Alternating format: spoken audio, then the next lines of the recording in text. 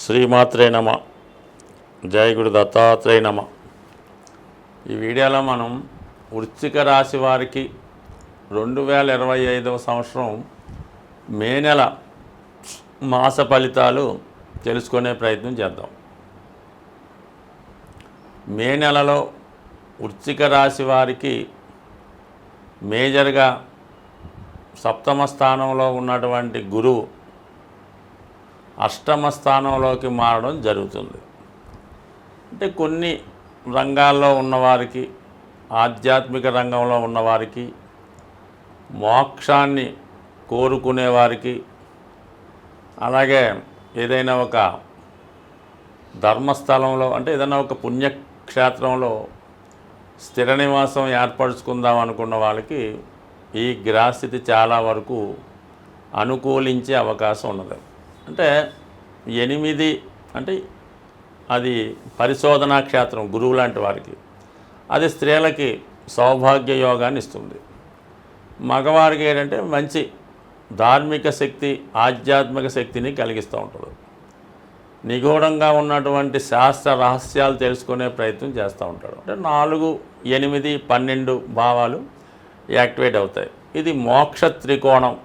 ధర్మంగా ఉండాలి, న్యాయంగా వ్యవహరించాలనేటువంటి ఆలోచన వస్తుంది. దానికి సంబంధించిన కార్యక్రమాల్లో వారి స్థాయిని బట్టి పాల్గొనడం జరుగుతూ ఉంటుంది.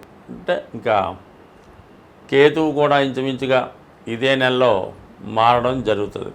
గత కొంతకాలంగా 11వ స్థానంలో ఉన్నటువంటి కేతువు చాలా వరకు ఆధ్యాత్మిక సలహాలు, అవసరంలో ఏదో ఒక సహాయం, దైవ బలం, దైవ సంకల్పంతో ఆ ఇబ్బందుల నుంచి జాతకుడు బయటపడేవాడు. ఇప్పుడు కేతువు దశమ స్థానంలో ప్రవేశిస్తున్నాడు. అంటే వృత్తి సంబంధించిన విషయాల్లో ఏదైనా మార్పుకి అవకాశం ఉంటుంది. అంటే సింహరాశిలోకి కేతువు ప్రవేశిస్తున్నాడు.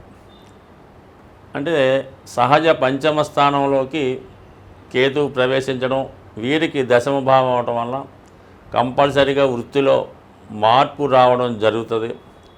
చాలా వరకు తను చేస్తున్నటువంటి ఉద్యోగాన్ని విడిచిపెట్టి వేరే కార్యక్రమాల్లోకి, వేరే దాంట్లోకి ప్రవేశించే అవకాశం ఉంటుంది. అంటే కొంతమంది ఏంటంటే రాజకీయాల్లో ప్రవేశిస్తారు, రియల్ ఎస్టేట్లో ప్రవేశిస్తారు, లేదంటే ఏదైనా వ్యాపారంలో ప్రవేశించడం జరుగుతూ ఉంటుంది. అంటే మొత్తం మీద వృత్తి సంబంధించి చేస్తారు, కానీ కొన్ని అనుకోని మార్పులు రావడం జరుగుతూ ఉంటుంది.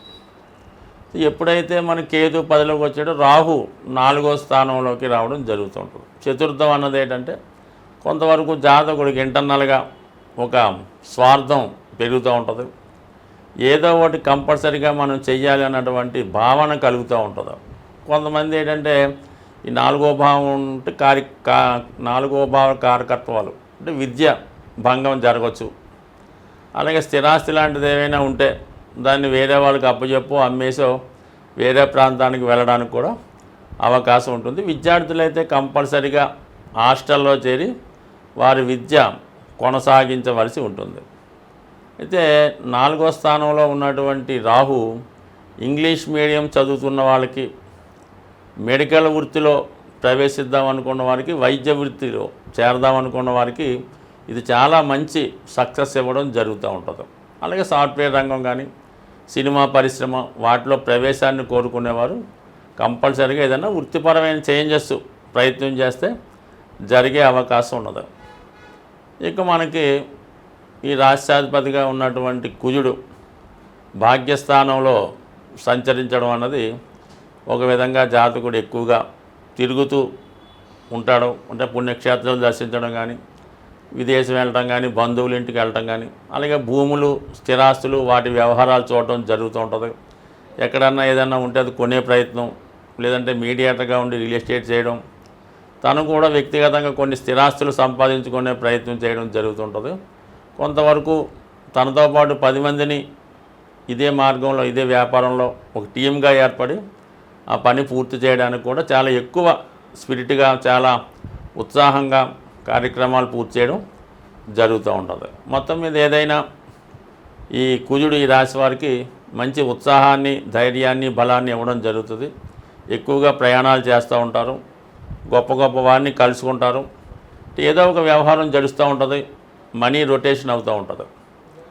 ఇక శని భగవానుడు 5వ స్థానంలో, మరి రాహు కూడా 18 వరకు ఉంటాడు కాబట్టి ఎప్పుడూ చెప్పే విధంగా ఈ రాశివారు శని 2.5 సంవత్సరాలు అదే సమయంలో ఉంటాడు. అందుకని మీరు ఎప్పుడు కూడా స్పెక్యులేషను, షేర్ మార్కెట్టు, ఈ జూదం, ఆన్లైన్ బెట్టింగు వాటి జోలికి ఎట్టి పరిస్థితులు కూడా వెళ్ళకూడదు. ఈ విషయాల్లో ఎవరికి కూడా మీరు ఎటువంటి సలహా కూడా ఇవ్వడం అంత అనుకూలమైతే కాదు. దానివల్ల జాగ్రత్తగా వ్యవహరించడం మంచిది. విద్యార్థులకి చదివింది మర్చిపోవడం, జ్ఞాపక శక్తి తగ్గడం జరుగుతూ ఉంటుంది. అందుకని రిపీటెడ్గా వాళ్ళు చదివితే తప్ప పరీక్షల్లో అనుకున్న విజయాన్ని సాధించలేకపోతూ ఉంటారు.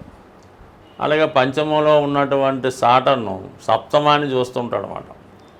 ఒక విధంగా వివాహాలు ఆలస్యం అవడం, వివాహ విషయంలో ఒక నిర్ణయానికి రాలేకపోవడం, అలాగే ప్రేమ వ్యవహారాలు ఏమన్నా ఉంటాయి ఏదో రకంగా వాయిదా పడుతుంటాయి. ఈ పెళ్ళి దాకా వెళ్ళవయి, ఆ ప్రేమలోనే అయిపోతుంటాయి.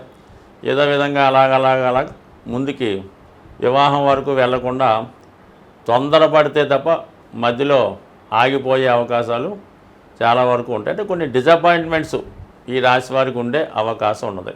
బట్ ఏదైనా వృశ్చిక రాశి వారికి మరి వారి యొక్క ధైర్యమే వారి యొక్క ఆయుధం.